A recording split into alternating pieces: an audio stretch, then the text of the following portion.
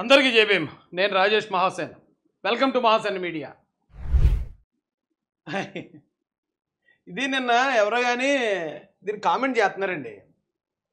జగన్ వెళ్ళాడు జెండా ఎగరేయడానికి, అక్కడ నిలబడ్డాడు. ఆ దూరంలో తాడు ఉంది, ఆ తాడు ఎలాగమ్మంటున్నాడు.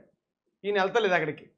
అయితే అందరూ ఎంత బద్ధకం ఏంటి, ఇదిగో అయోమయం జగన్నాథం, ఆ తాడు నా దగ్గరికి రాదా, ఎంత బద్ధకం ఏంటి ఎంత బద్ధకం ఏంటి అంటున్నారు. కానీ అది బద్ధకం కాదండి. ఇప్పుడు అక్కడ రెండు తాళ్ళు ఉంటాయి. ఏ తాడు పట్టుకునిలా అయితే ఏ ప్రమాదం వస్తుందో, నేను అదే ఇక్కడ ఉండేలాగానని అనుకో, కరెక్ట్ తాడు అందించేస్తారు. Simple logic.